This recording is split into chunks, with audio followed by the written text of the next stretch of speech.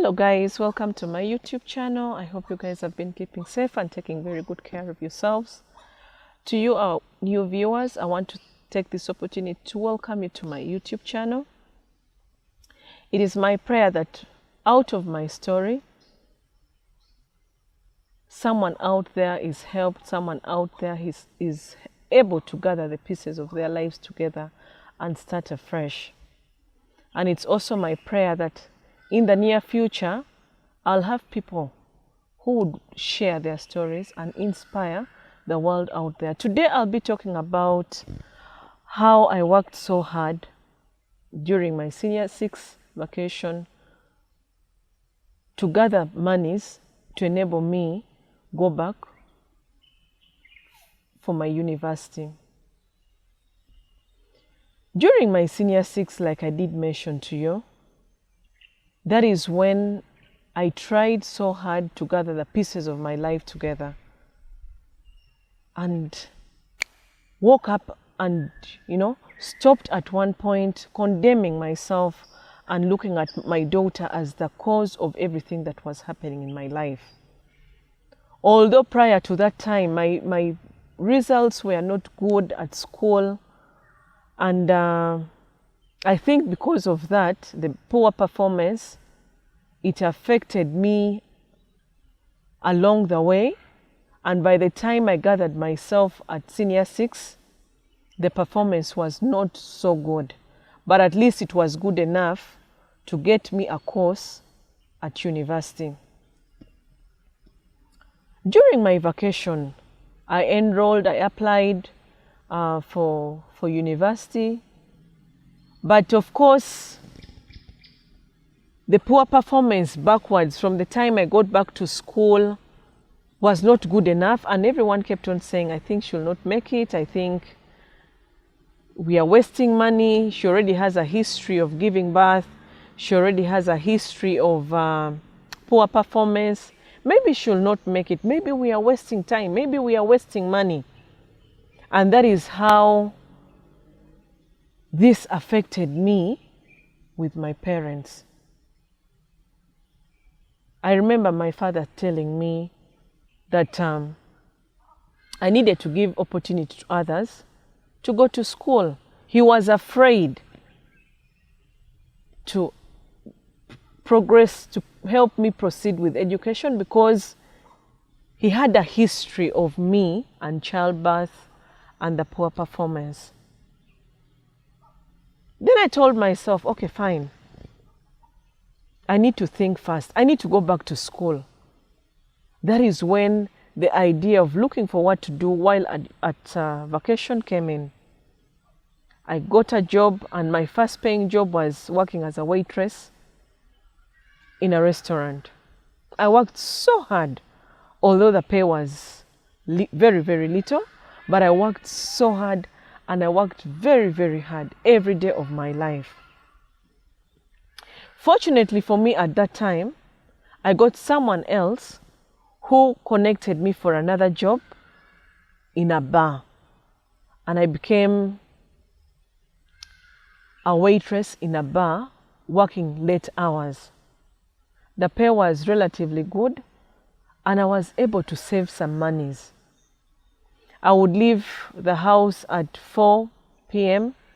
and get back home at 5 a.m., at times 6 a.m. in the morning. This continued for some time, and behind my back I told myself, I think I need to move out of home such that I do not become an inconvenience of having to leave home late, come back late. I looked at it as the biggest indiscipline that I would ever give my parents. So on those grounds, I chose to leave home as I waited for my admission at the university. Fortunately for me, I was admitted at the university. Of course, I still continued and maintained my job because I needed money to facilitate my education. Here I was in August 2009 in university. It was so amazing finding millions of students at campus. It felt like one big dream for me.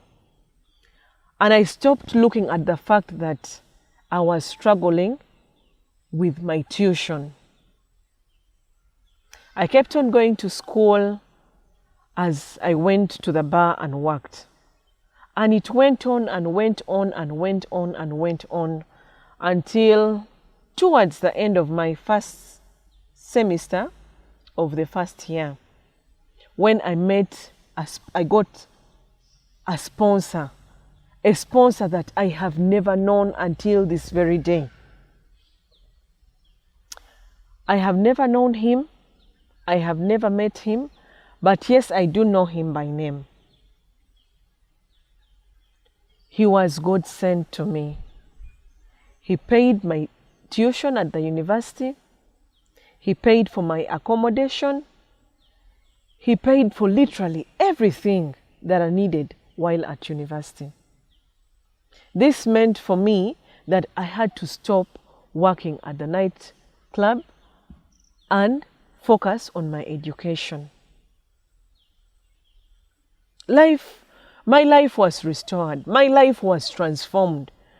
I found hope in this angel. I found hope in this new guardian. I got the courage and walked back home, and I told my parents, I have gotten a sponsor who is going to do ABCD for me.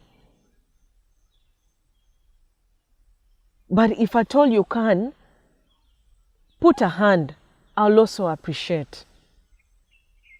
I think that was the time when they probably started realizing, I think this lady wants to really go back to school. I think she's serious with what she's talking about. I think she's serious with what she wants to do with her life. I think she has learned her lesson. Yes, and my parents started supporting me with whatever they could afford to give me at that time. I worked so hard every day of my life, and I kept on telling myself, I need to work so hard so that I disprove everyone that thought I was a nobody, everyone that thought I could not make it, everyone that thought I was a disgrace, everyone that thought giving birth was the end of my life. I worked so hard every day of my life until the very last day when we graduated from school in 2012, and I emerged one of the best students at the university at that time with a very good first-class degree. To you, the young girls out there, I know there are very many, very, very many, not only girls, even the boys that have made mistakes in their lives. Some have gone into drugs, some have gone into a lot of things. Then if it comes to the girls, you've gone into marriage, you've gone into childbirth, and along the way, you've gotten distracted. It's time for you to wake up. Falling down and keeping on the ground does not make you a successor. Get up and walk again. Rise up and walk again. Don't keep down there and die with shame and die with guilt. It is all about you. I have known of young girls who have gone to school, but because of the trauma they go through while at school, then they give birth again. Then they give birth again and again and again, and others never get out of it. Others get lost, others get married, and they never get to achieve what they aspired to achieve. I want to tell you today that you can make a difference in your own life if you choose to. You can choose to fall down and remain down there, or choose to fall down and rise up again. Today I'm calling upon all the young men and women that have fallen down and have stuck down there. It's time for you to rise again. Yes, you can make it. Start telling yourself you can make it before anyone else tells you you can. When they said I could not make it, I chose to believe in myself. And I told myself, I will make it. And I worked so hard every day of my life. But no one ever took the time to ask me what it is that I was dealing with. Right from the time I got pregnant, went back to school, until the time I graduated, no one ever knew what it was that I was dealing with. I want to push this message to you, the parents out there. Yes, I know you have a lot of hopes, you have a lot of dreams, you have a lot of aspirations that you see in your children. Sometimes these children get distracted by the things that they meet out in the world there. But that does not mean they are not achievers. The distraction comes once, but it's you, the parents, to help them out of that distraction. Once to show them that they cannot, trust me, they will forever remain lost wherever they are. Rise up, parents. Hold your children. Give them another chance in life. Give them another hope. Tell them they can make it. If it's a girl child that has given birth, for cry out loud, it's your grandchild we are talking about here. Suppose it's the only grandchild you'll have in life. You've thrown her away. You've abandoned her. You've looked at her as a disgrace to you. What happens? I am urging you, parents, learn to forgive your children. Give them a new hope. Give them a hand. Show them that you still believe in them, even when it is hard. I know it is hard as parents. It's hard to deal with a lot of things. It's very hard to deal with disappointments, especially when it comes from your children. But learn to give them another chance. It's all they want. To you, the boys and girls out there, that you feel like, yes, out of your distraction, something came along the way. You probably joined the wrong peer. It's time for you to say no and get out of there. I was distracted at the age of 16. My life turned around. My life was miserable. I went back to school with a lot of pain. And no one ever knew. No one ever interested themselves to get to know what it was that I was dealing with. All they believed was, Patricia has lost it, she has lost it, she can't make it anymore. I needed that one person to give me hope, and it never came through. That hope never came through until I met a friend who introduced me to the Scripture Union Club. And in that club, I found a friend in Christ. If you're out there, distracted, with no hope, with no one to tell you you can, I am here to tell you you can.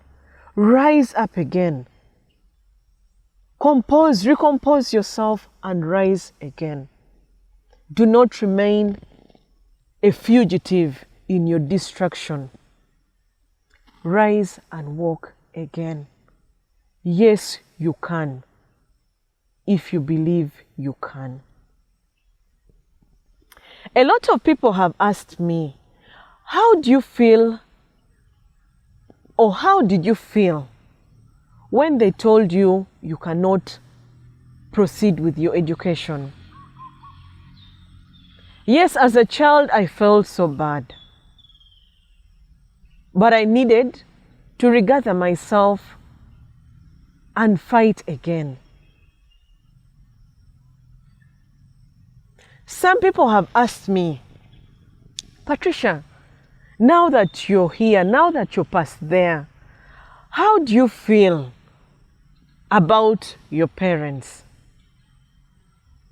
What do you have this anger? Do you have this pain that you hold against your parents? We shall take it up from there. But I want to tell you, I love my parents. They are very responsible people. But what I felt then impacts on me until today. I'll not dwell into that for today. But the next time we meet again, I'll answer that question because someone asked it. How do you feel about what happened in your life then and the reaction of your parents towards you? Let's take it up from there the next time we meet again. Please feel free to subscribe. Click the notification bell just to always get notifications for every time I post my new videos. Like, comment. If you're out there and you think you want to share a story on my channel, I'll really appreciate. I would like it very, very much. And I hope in the near future, that is where we would be going to. Continue keeping safe. COVID-19 pandemic is real. It has kept the world on its knees. Wash your hands, sanitize, and above all, maintain social distance as we continue praying for the vaccine to come soon. Have a good day.